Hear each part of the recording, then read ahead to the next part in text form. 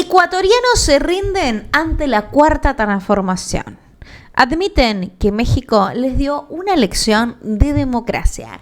¿Cómo se encuentran el día de hoy? Mi nombre es Mari Chula y soy una youtuber uruguaya. Es verdaderamente cierto que hay muchos periodistas ecuatorianos muy desconformes con su gobierno, el gobierno de Daniel Noboa, y están constantemente irritados al respecto y lo manifiestan en sus programas de radio, de televisión, en los diferentes medios en los que trabajan, y no pueden creer que en su país de verdad no exista una real democracia, que de verdad no exista un sistema que garantice que quien está en el gobierno sea la persona realmente elegida por el pueblo. Porque a muchos nos deja en duda si realmente las elecciones en Ecuador fueron democráticas. Entonces, ante la duda, bueno, tenemos esta situación. Bueno, en México encontramos la garantía de una democracia que está totalmente legitimada, que está totalmente tenida en cuenta, debido a que el sistema está para ser no corrupto. Justamente lo armaron de esta manera gracias a AMLO y a Claudia, en donde no se permite la reelección, por ejemplo. Y eso es muy fácil de cambiar, de modificar constitucionalmente, pero no lo hacen. ¿Por qué? Para garantirle al pueblo que no va a haber una subidón de energía en cuanto a creerse dueños del país, o sea, no generar que la persona se apodere del poder. Y eso es algo que es increíble, porque te garantiza que quienes están en la presidencia justamente están porque realmente quieren apoyar al pueblo y saben que va a ser solamente un mandato presidencial. Así que bueno, chicos, ya saben que en este canal cumplimos la normativa de YouTube, paramos el video cada pocos segundos para agregar un valor agregado al contenido original. Este es un video un poquito largo, yo tengo acá mi termo y mi mate, y bueno, vamos a verlo juntos con mucho cariño, vamos a analizarlo y vamos a ver qué tal esta situación de ecuatorianos que realmente están súper felices y admiradores de la cuarta transformación y de la democracia mexicana.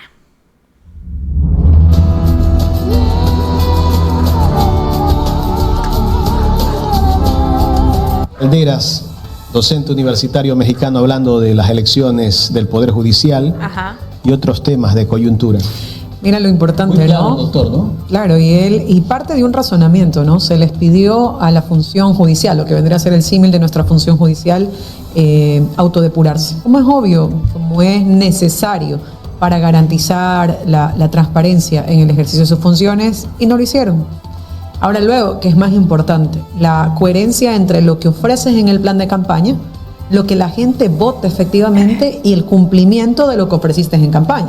Claro. Porque si Claudia Sheinbaum efectivamente expuso en su plan de gobierno que una de sus tantas acciones iba a ser que los magistrados se elijan mediante este voto popular, y así lo está haciendo dentro del primer año del cumplimiento de sus funciones, pues es obvio que la gente que la respaldó para ser presidenta de la República votó por eso y lo ve cumplido, no como acá, ¿no? Que los ofertas de campaña...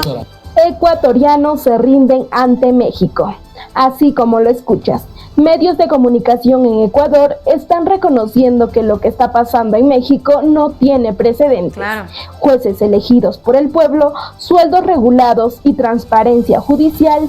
En este video te vamos a explicar por qué el nuevo Poder Judicial mexicano está generando admiración en América Latina y por primera vez se le está dando el poder al pueblo de elegir a sus jueces. O sea, es impresionante. Mientras Ernesto Zedillo lo vendía al mejor postor ese puesto a finales de los 90, tenemos a unos presidentes que realmente quieren que el pueblo elija, que se le dé esa potestad. Y además estamos hablando que hacer elecciones, armar elecciones, implica un gasto para el Estado. Pero a pesar de eso, le dieron el sí porque realmente se quiere garantizar la democracia y que el pueblo pueda elegir quiénes van a definir la justicia en su país. ¿Cómo podría convertirse en un modelo para países como Ecuador? A ver, Diario El País de España el día de ayer publicó: México celebró el pasado domingo unas elecciones sin precedentes en su historia.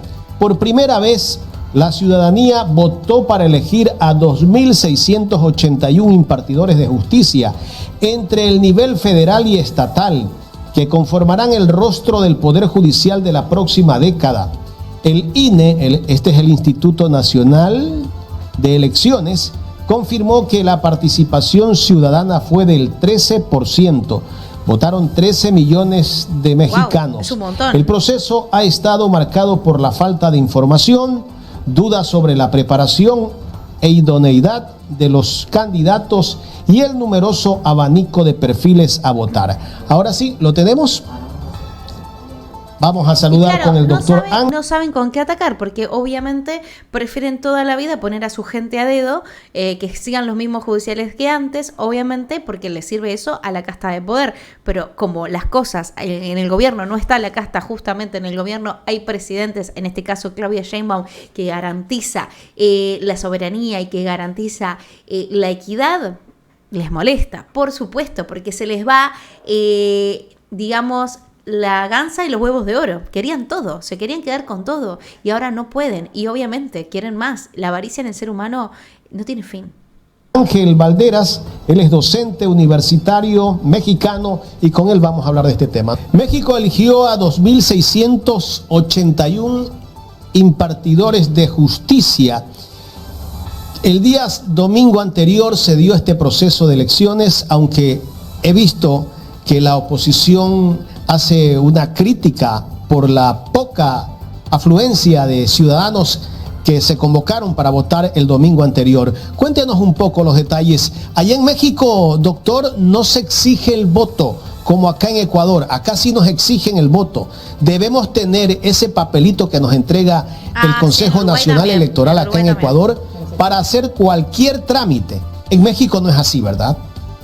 No, no es así, no tenemos voto obligatorio en ningún tipo de elección. Voy a tratar de ser muy sintético.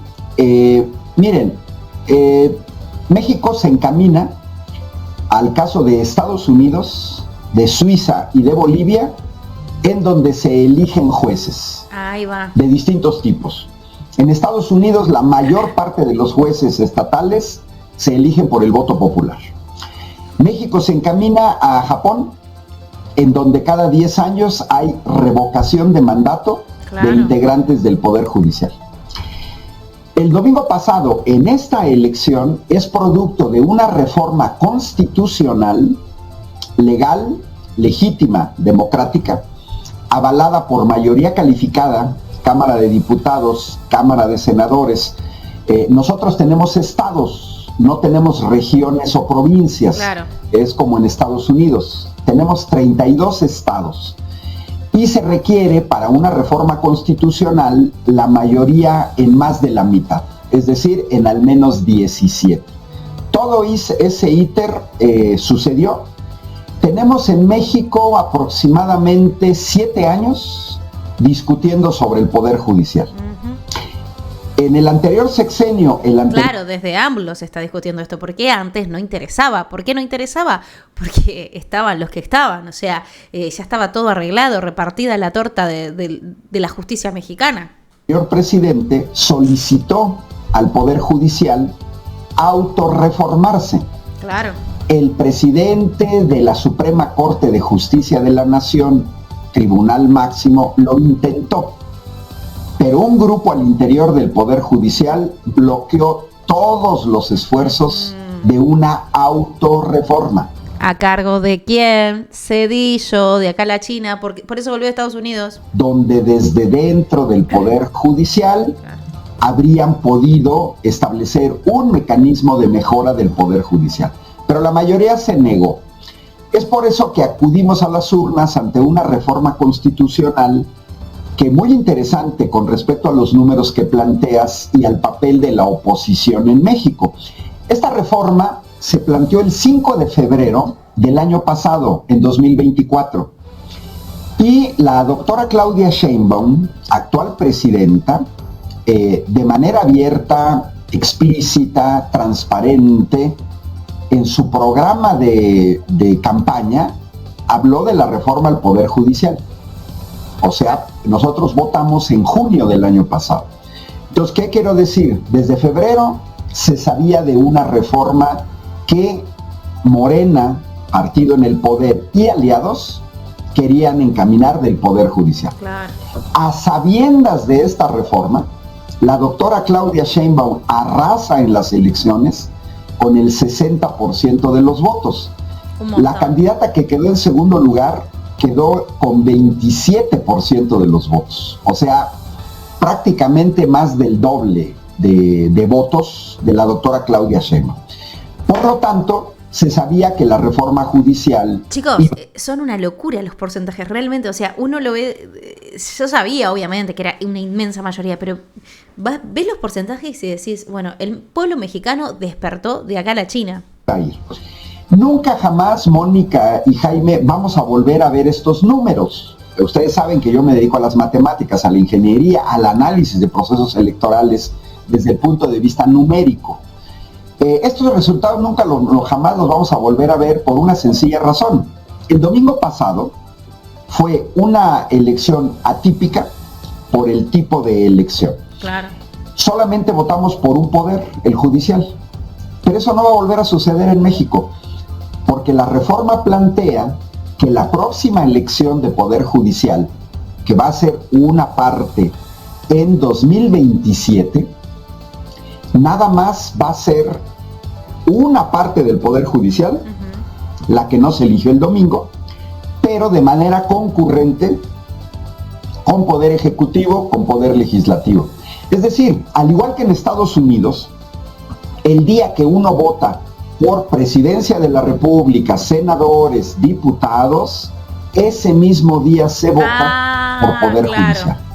Entonces, esta baja afluencia del 13%, que ahorita vamos a ver que no es tan baja, en realidad es porque no se cubrió el 100% de las casillas. Claro. Para que se den una idea, hay gente que se tenía que trasladar 2 horas y media al lugar de donde tenía que votar. 2 horas y media de ida y 2 horas y media de regreso para poder ejercer el voto. Porque las casillas no se colocaron en el 100% como su... ¡Ay, claro! No se pusieron en todos lados.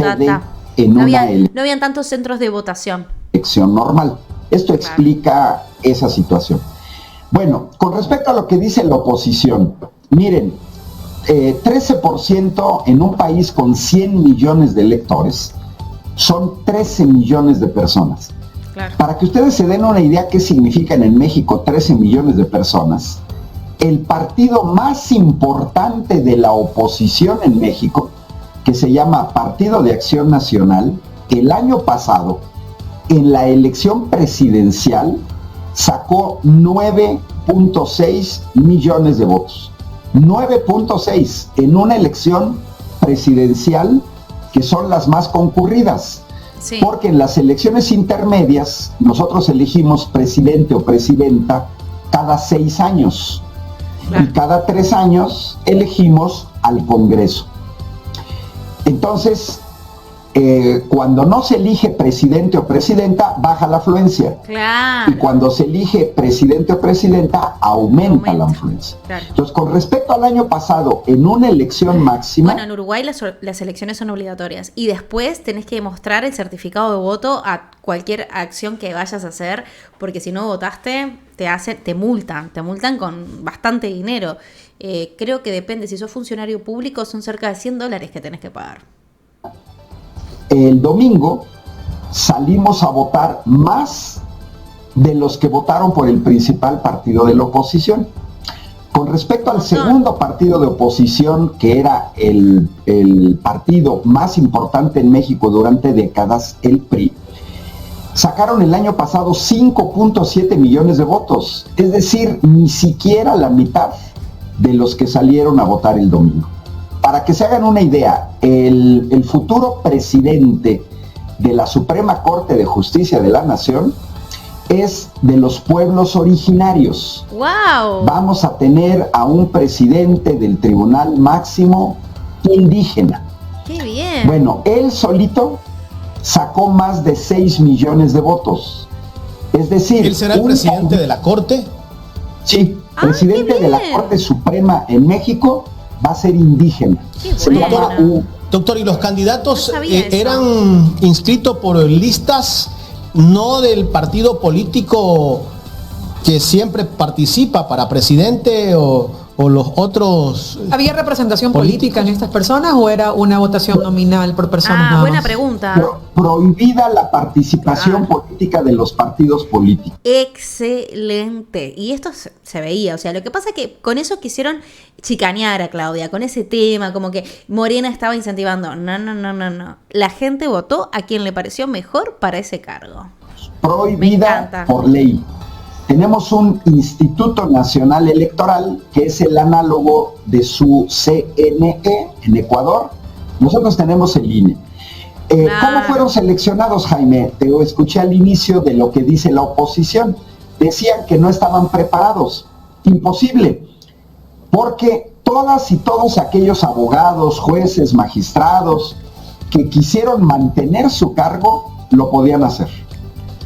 Los nuevos que querían ingresar se tuvieron que inscribir en un proceso en el cual hubo 3 comités de evaluación, uno del Poder Legislativo, uno del Poder Ejecutivo, uno del Poder Judicial, cada comité con 5 juristas reconocidos que establecieron el primer filtro.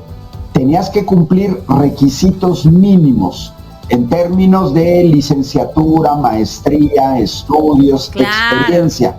Es decir, toda la gente que pasó el primer filtro está garantizado que cualquiera de ellos podría convertirse en juez, en magistrado, o como sucedió en este caso, de 10 integrantes de la Suprema Corte de Justicia de la Nación, 3 decidieron presentarse a la reelección. Claro, está bien que se les dé también la oportunidad, si son personas honradas que lo demuestren, pero imagínense que hicieron un filtro ahí, de evaluar a las personas que están ahí, que tienen que pasar por determinados estudios. Quizás los que estaban antes no todos tenían los estudios correspondientes. Buen dato ese. Y los otros 7 no. Bueno, las 3, porque son mujeres, las 3 que se presentaron a la reelección, ya se reeligieron, las 3. Qué bien. Y habían sido elegidos con otro método. Entonces, es una falacia lo de que vamos a tener jueces no preparados, no es cierto. Intentan descalificar, ¿no?, el proceso. Exacto. Sí, mira, de alguna manera sí, porque lo que sí se hizo ante la gran cantidad de candidatos. Pero además, ¿a quién pueden convencer de que esto está mal? ¿A qué persona que realmente se da cuenta que por fin puede tener participación en su país, que su voz y su voto es escuchado? ¿A quién? ¿A cuál persona que no esté en la casta pueden convencer de esto? A ningún pobre pueden convencer de esto. Y el pobre que esté en contra de esto realmente tiene que ver sus prioridades y tiene que darse cuenta que en realidad lo están manipulando. Es primer filtro, comité de evaluación. Muchos no pasaron. Por ejemplo, no tenías que haber sido condenado por delitos, ya, de entrada. Bien ahí. Primer filtro. Segundo filtro, puede parecer chistoso, no lo es. A ver. Un proceso de insaculación. ¿De qué? Es decir, insaculación, es decir, todos los que cumplen los requisitos entran al primer filtro. Todos los que pasan al primer filtro entraron a un proceso de insaculación público, transparente, para fijar un número máximo de candidatos por cargo. Por ejemplo, para la Suprema Corte de Justicia de la Nación fueron 64, de los cuales 33 mujeres y el resto hombres, para competir por 9 cargos. Eso es un segundo filtro aleatorio, no hubo decisión de ninguna persona. Y tercer filtro fue el domingo, el voto popular. Claro. Porque entonces la gente que llega nos garantiza, por el primer filtro nos garantiza que tienen la preparación para el cargo. El segundo filtro nos garantiza que no fueron seleccionados por nepotismo, por amiguismo, por cercanía. Claro. Se nos cayó la señal. Y nos garantiza un poder judicial con legitimidad, elegido por el voto popular. ¿Es algo inédito? Sí lo es. Yo en mi estado tuvimos que votar por 38 candidatos. ¡Upa! Recibimos 6 boletas En 19 estados de la República recibieron 9 boletas, eligieron a más de 50 candidatos, porque elegimos a los 3 tribunales supremos, la Suprema Corte de Justicia de Nación, Tribunal de Disciplina Judicial que vigila la actuación de los jueces, Tribunal Electoral del Poder Judicial de la Federación. Estos 3 tribunales son nacionales.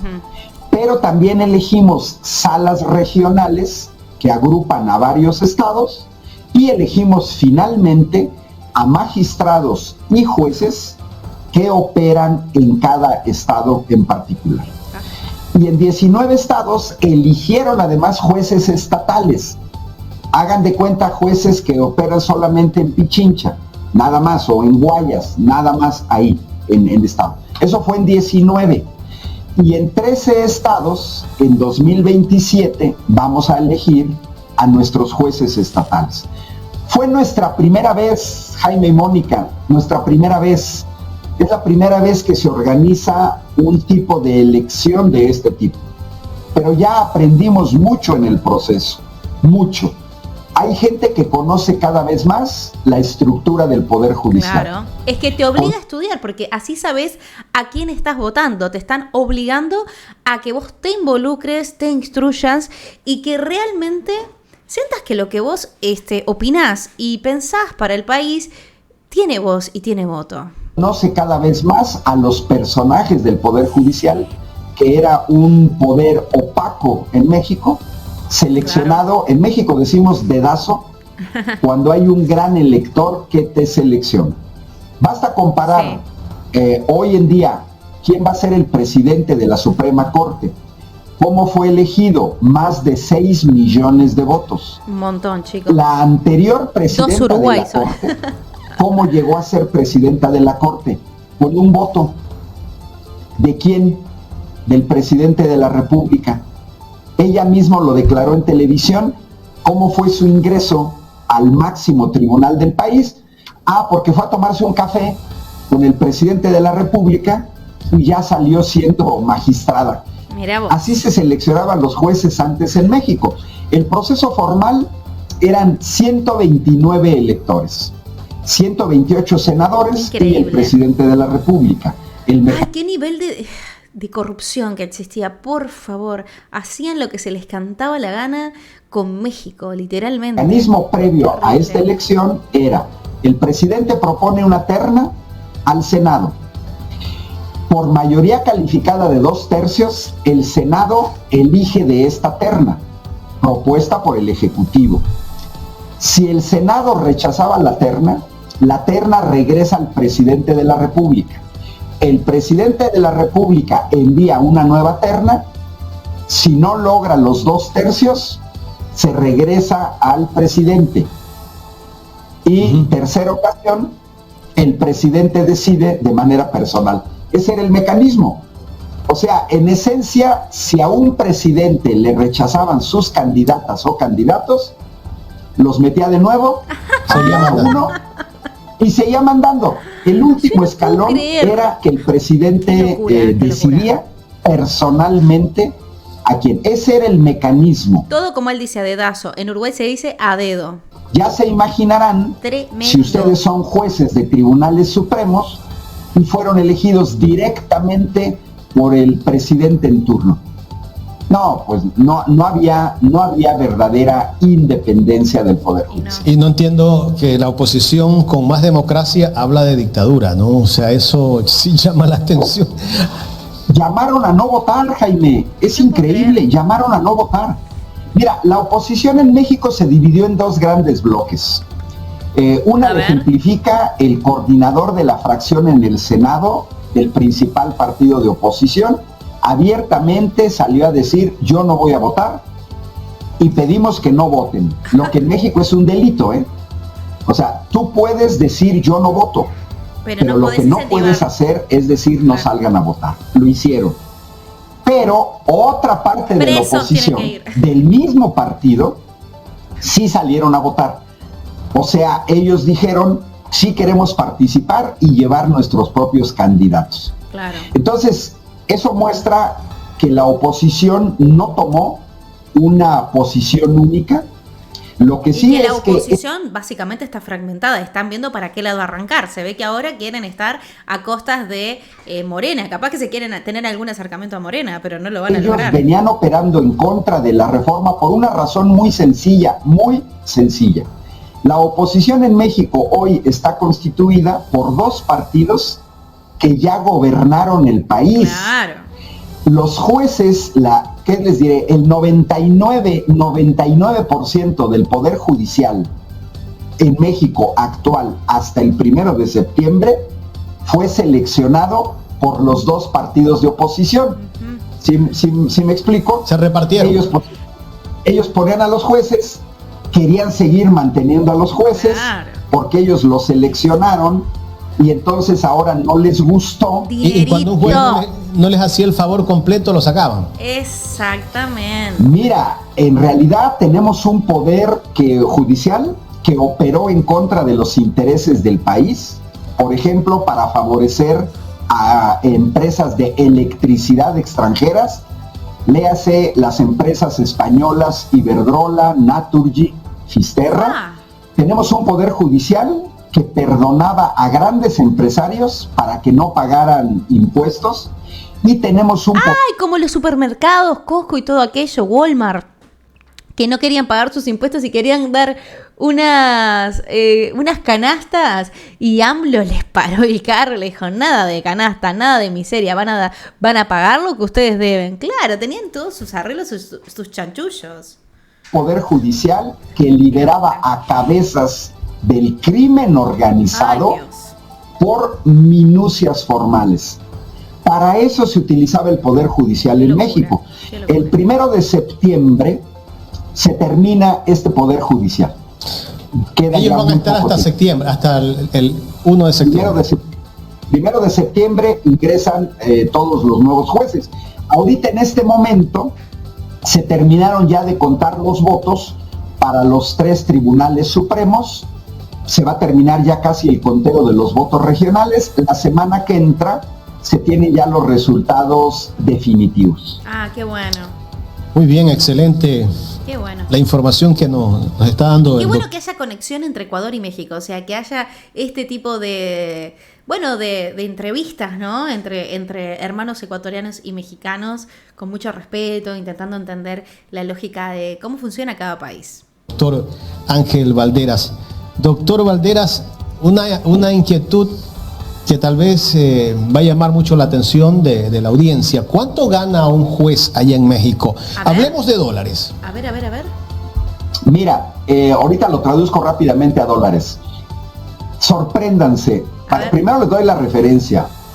Un magistrado de la Suprema Corte de Justicia de la Nación gana 4 o 5 veces más que su análogo en Estados Unidos, en Noruega, en Dinamarca, en Suecia, en Italia, en España. Es joda. En el Reino Unido. 4 o 5 veces más. Por eso no querían sacar la teta. Salario nominal en pesos con prestaciones, 750,000 pesos. ¿Cuánto es? Vamos a redondearlo para facilitar a 800,000 pesos. Eso implica 40,000 dólares mensuales. ¿Qué? 40,000 dólares mensuales. ¡Joda! Los integrantes de la Suprema Corte de Justicia de la Nación. me va a dar ¿Saben algo? cuál es el argumento? El argumento es que ellos tienen que ganar tanto dinero para no ser cooptados por el crimen. Para no corromperse, para que no les den sobornos. Me va a dar algo, chicos. Hay una violación abierta. La Constitución... Ay, chicos, yo no puedo creer 40,000 dólares. Trabajo 2 meses y me compro una casa en Uruguay. Y un trabajador promedio en Uruguay, bueno, al menos yo en mi trabajo convencional, para comprarme una casa, que yo no tengo casa, yo alquilo, tendría que pedir un préstamo, entregar una parte y ponerle que la casa valga 80,000 dólares, pagarla durante 25 años. O sea, todo el trabajo de mi vida para comprarme una casa. Y ellos en 2 meses se compran una. O sea, me va a dar algo. Constitución, esta gente gana 3 veces más que el presidente de la República, a pesar de que la Constitución mexicana tiene un artículo que señala que ningún funcionario público puede ganar más que el presidente... Claro, esto está arreglado todo de la época de Zedillo, obvio. Y seguramente todos estos sueldos se van a bajar. Apenas se pueda bajar, se van a bajar. Eso que no quepa duda, claro. Es mucha la guita que esta gente gana. Por eso no querían soltar. Imagínense. Chicos, ese sueldo no hay... Por Dios. Estoy por llorar, mira. Me quedé re mal. De ese calibre, Jaime y Mónica, a mí me da una envidia. La regué. Sí. En vez de haber estudiado ingeniería, Sí, yo también la regué. debería de haber estudiado para ser juez de la Suprema Corte. Mónica, ¿usted cuando fue jueza? No, y ser acá, amigo de ¿cuánto Zedillo, de ganaba? paso, ¿no? 4.000. $4.000. Con descuentos, 3.500. Bueno, nos vamos a los jueces. ¿Quién gana a los 3.500? También me interesa, ¿eh? ¿Dónde? Avísenme dónde es que jueces quiero. abajo. O sea, ahorita les di el top. Pero del acá top. el juez de Corte Nacional, por ejemplo, gana $5.200. Es un montón. No, mira. Acá, Y es porque evidentemente tampoco puede ganar, Más que de el hecho, presidente. gana menos porque el presidente gana 5.062, entonces el juez de Corte Nacional debe estar ganando unos 4.900 muy probablemente, doctor. Mónica, tú acá habrías ganado sobre $13,000. Wow. Me 3.000 cambio. dólares. Llevémosla a México, entonces. Yo me voy a mudar. Es lo que ganan jueces Voy a ser jueza. chiquitos, ¿eh? Chiquito. Damos el rango de 13,000 hasta 40,000. Además, les voy a decir, De red, privilegios, pensiones de retiro, Sí, como el presidente, sí, sí. el uso de automóviles blindados, Chofer. no pagaban su comida, Sí, chofer, no pagaban su comida, Yo no tenían puedo creer. comedor, aparte de que tenían comedor en los juzgados, Privilegiados es poco, por Dios. tenían pago para razón, comer con en razón. restaurantes de lujo, tomando vino francés, Yo champaña, puedo etcétera. Todo como parte de sus prestaciones salariales. Y en este cambio Era no se tocan los sueldos. Se van a tocar porque finalmente se va a aplicar el artículo constitucional que señala que no pueden ganar más que el presidente de la República. Un juez regional Por eso no querían. gana más. Exacto. Por eso los actuales no querían. Pero también tuvieron... Por eso resucitó Zedillo desde Estados Unidos a venir a reclamar esto. Es increíble, gente, es oportunidad increíble. de concursar. presentar... Por Dios. Tuvieron, mira, los actuales no pasaron por comités de evaluación, no pasaron por insaculación. La reforma decía, todo el que quiera participar del poder actual tiene pase directo, entra directamente a las boletas de votación. Y hubo un porcentaje que sí lo hizo. En nuestras boletas había una sigla, EF, que dice en funciones. Claro. En funciones. Y varios se reeligieron, porque también la candidata más votada, casi con 6 millones de votos, se llama Lenia Batres, obtuvo 5,800,000. Ella es ministra actualmente, pero la gente valoró su trabajo, porque hoy en día las decisiones del Poder Judicial en México se han hecho más transparentes. Hoy en día jueces y juezas, como en Estados Unidos, como hace Donald Trump, publican en la red X opiniones sobre sentencias. Pero eso no sucedía jamás en México. Entonces, eso permitió a la opinión pública valorar de las ministras en funciones, porque además no fue votación por bloque. Es una manera de mostrar lo que pensás y lo que vas a hacer para un país. Está bueno, es una forma de ser candidato Y también. eso nos dicen los números, para que se den una idea. Primera ministra en funciones obtuvo 5,800,000 votos. Segunda ministra en funciones, 500,000 votos menos. Tercera ministra en funciones, 800,000 votos menos que la primera. 1.300.000. Es decir, la gente no es que decidió queremos a las tres, no, la gente misma valoró de las 3 en funciones que sí quedaron, primer lugar, segundo lugar, tercer lugar, claramente diferenciado. Claro. Claramente diferenciado. Doctor, finalmente quiero pasar a otro tema, algo de acá de Ecuador. ¿Qué lectura darle usted en este segundo periodo de Daniel Noboa que empezó el pasado 24 de mayo?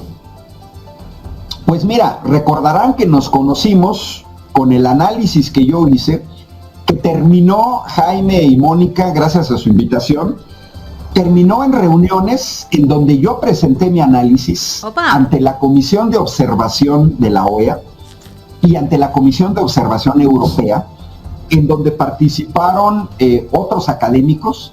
Participó un profesor norteamericano, que trabaja en una universidad norteamericana, participó un equipo forense español en esa reunión.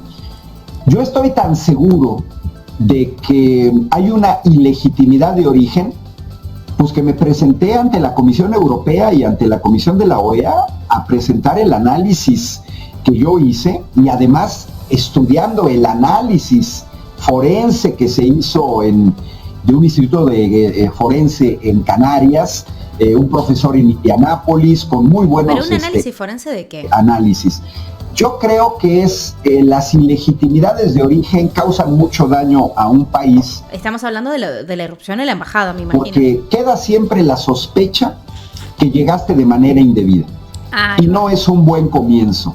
Yo esperaría que Ecuador no entre en un caos, en una crisis política derivada de la manera en la que Daniel Noboa se religió. Yo siempre voy a comparar la actitud de Daniel Noboa, por ejemplo, con Romano Prodi en Italia 2006 y con Oscar Arias de Costa Rica, Ecuador 2006 y con Felipe Calderón de México en 2006. Chicos, en 2006 pasó de todo, le robaron las elecciones a AMLO y todas estas personas, ¿qué onda? Los candidatos ganadores ante sospechas o ante evidencias de votos que no podrían coincidir, actitud Romano Prodi y Oscar Arias, vámonos al conteo de nuevo, ratificaron que vencieron, legitimidad absoluta. Pero tenemos el caso de Ecuador y tenemos el caso de México, donde los institutos electorales y los tribunales electorales no hicieron su trabajo. No revisaron, a pesar de las irregularidades evidentes, dejaron seguir el trabajo. Fíjense cómo nosotros en 2020... No tenía ni idea que no había sucedido eso en México. Recogemos lo que se sembró en 2006. Es decir, hace 19 años el pueblo de México cuestionó el actuar del Tribunal Electoral del Poder Judicial de la Federación y el llamado Instituto Federal Electoral. Resultado, el Instituto Federal Electoral dejó de existir por otro organismo, que muy interesante el organismo electoral que tenemos hoy, porque pudiéramos decir que está dividido a la mitad. Ajá. Parte, digamos, más afín a la oposición y parte más afín al gobierno. Es lo mejor. ¿Por qué? Porque si tú desde la oposición quieres hacer irregularidades, tienes a la otra mitad que te está vigilando. Y si desde el gobierno quisieras hacer eso está bueno igual, irregularidades, tienes a la otra mitad que te está vigilando. Es difícil. Y ahora, con el nuevo Tribunal Electoral, elegimos a 2 de 7, las cosas ya cambiaron. Pero nos costó mucho trabajo. Claro. No es una posición facciosa. Mira, hoy lo decía la presidenta de la República y lo escuchaba ayer. Sin esta reforma, la presidenta por dedazo habría podido elegir a la mayoría de los tribunales, porque así marca la ley. Y además, como el partido... Y así lo hicieron hasta ahora, además, poder, ¿no? tiene mayoría calificada en el Senado, la terna que mandara la presidenta iba a ser electa 100% seguro. Esto lo escuché apenas ayer en un dirigente nacional del partido en el poder, que dijo, es que miren, si hubiéramos querido, tenemos los números para imponer a todos, sin pasar por el voto popular. Claro. La reforma es de mayor calado, es hacia el futuro, no es algo inmediatista para la presidenta en turno. Nuestra presidenta tiene aprobaciones que van entre el 70 y el 80%. No es una presidenta que necesite dar manotazos en la mesa, no, absolutamente no. Es una presidenta que ha ganado incluso apoyo dentro de gente que votó por la oposición hace un año, en un orden que va del 10 al 20%. Porque ella ganó con el 60%. Reconocen el trabajo. Reconocen el trabajo, estamos hablando 15 puntos, entre 15 y 20 puntos de gente que votó por la oposición reconoce el trabajo de la presidenta. La reacción desde Ecuador es clara, admiración y envidia sana. Lo que los ecuatorianos ven en México es un ejemplo de cómo un país puede recuperar la justicia para el pueblo, quitarle el control a las élites y poner a los jueces al servicio de la ciudadanía. 100% de acuerdo con todo lo que dijo la chica, 100% de acuerdo. Por fin el pueblo tiene el poder de controlar la justicia y que estas personas que ganaban sueldos que ni siquiera un presidente gana. Yo no puedo creer $40,000 al mes. Quedé traumada, chicos, es demasiado. Lo dicen los propios periodistas, esto sí es gobernar. Exacto. Y lo piden abiertamente. Queremos un poder judicial como el de la Cuarta Transformación, porque mientras en Ecuador y otros países a los jueces siguen siendo elegidos entre compadrazos, cafés y Exacto. favores políticos, en México Cualquiera. el pueblo ya tomó las riendas de la justicia. No, chicos, yo me quedé anodadada, todavía no puedo creer. Claro, porque en Ecuador no se recontaron los votos, a pesar de todas las,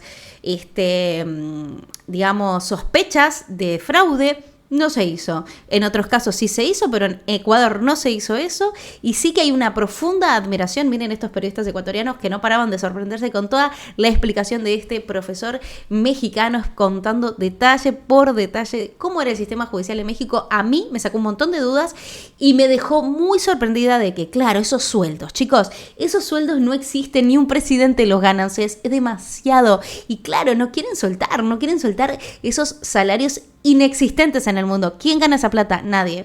Así que bueno, chicos, espero les haya gustado el video del día de hoy. Si es así, les pido su like, su amor, su apoyo, seguirme en Instagram, en Twitter, soy Marichula, ¿ok? Y nos vemos próximamente con otro video.